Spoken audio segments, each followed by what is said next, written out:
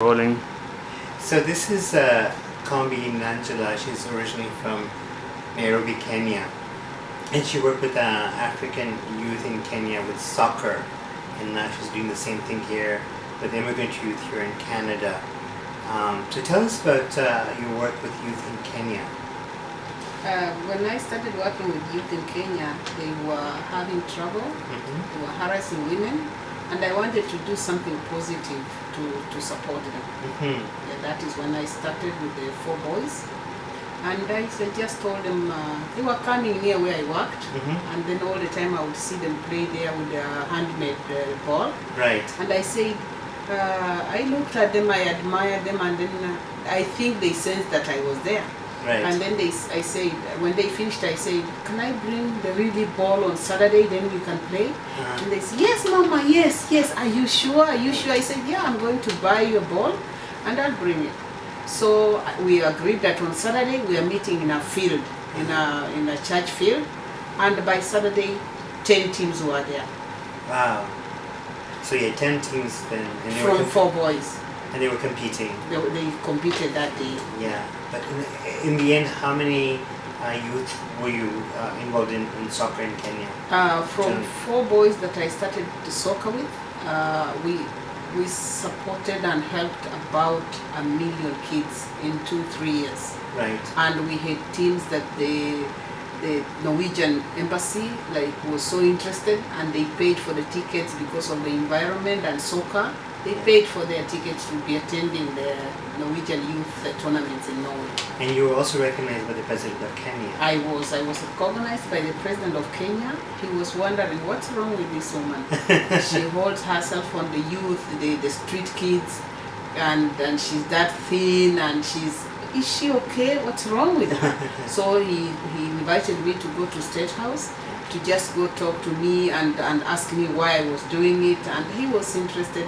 He in fact gave me some 100,000 Kenya shillings to pay for the airport taxes for the team when I was taking my first team to Norway in 1991.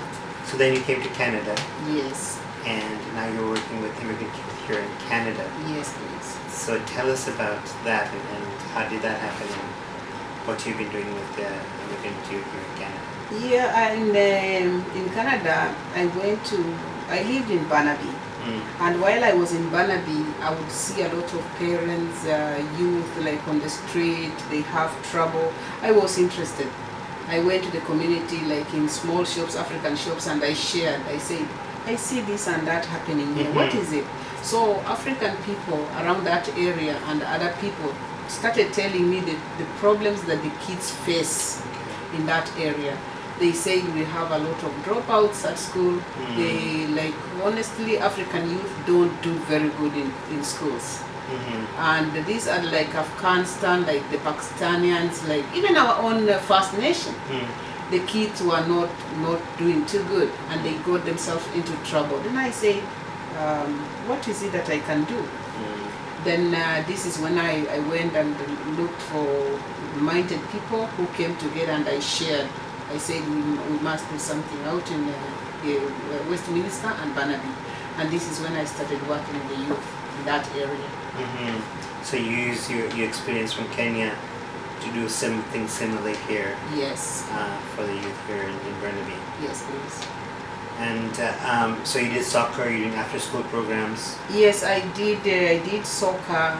With the youth I did soccer, and I also helped them with the after-school programs. They would come, I would maybe put a group of youth for just tuition. I would go and look for youth to help to support them and show them what to do, volunteer. So I've really worked so much with the youth.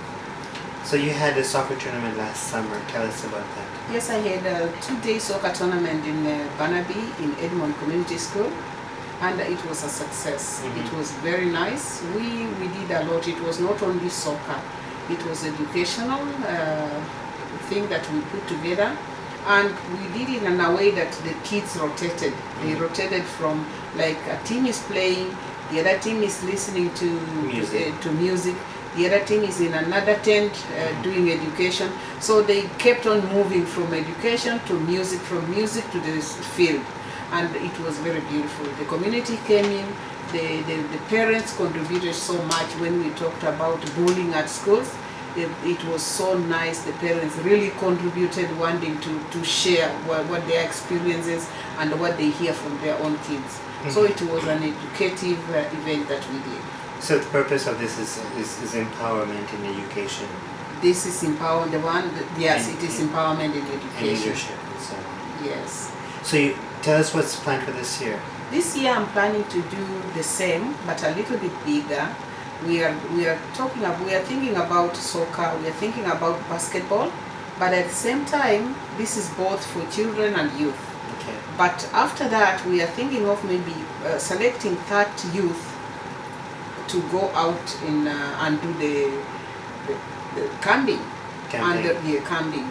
And the reason why we want to take these kids to go and do like mountain climbing or rock climbing and funny things in the wilderness, In the wilderness. so that they can be able to know how to protect their environment, because environment is everything. Right. So we want them to see, like, the birds have to be protected, the animals out there, the environment has. So this is exactly the reason why we want them to go out, and it is going to be an education on why they will be out there. We shall introduce things like eating good food, like doing exercises. Bullying will still come, Right. and then we want them to really know so much about protecting the environment. Right. You know, Kombi, when we grew up in Africa, we grew up in the wilderness, we were connected to the environment and so on. But the youth here are not. So having this camping happening and having them experience the wilderness is so important, so they can appreciate and learn and become more responsible.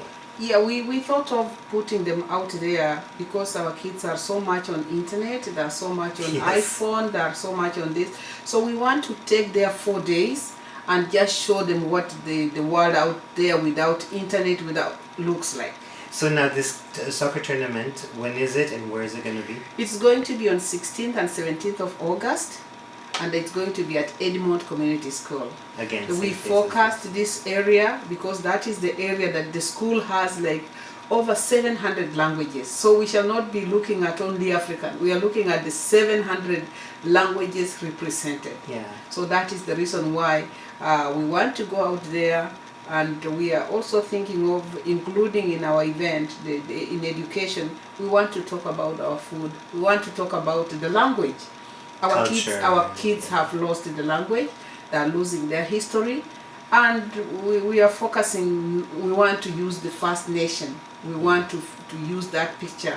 Like the First Nation are here, but they feel they are losing their language. So Yeah. why should you come from this other country and lose your language? So we want to really Make those connections. Yes, please. That's amazing. So tell us about your foundation. My foundation is African Great Lakes. African Great Lakes is Africa is Africa. People call it Africa, we call it home. But Great Lakes in Swahili is called Maziwa. Right. So Maziwa in one way is water, Maziwa is milk. So my Africa is either water or my Africa is milk. So Africa Great Lakes. It's the Africa Great Lakes Networking Foundation. Yes, please.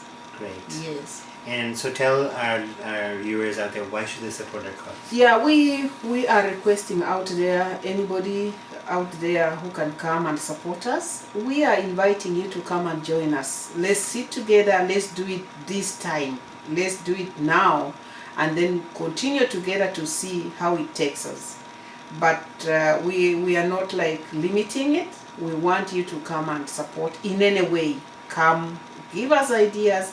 Come, give us a penny, give us $1, give us anything. Come and see what we do. And I'm sure you will be happy to be part of our cause. Great. Thank you, and asante. Thank you. Asante sana.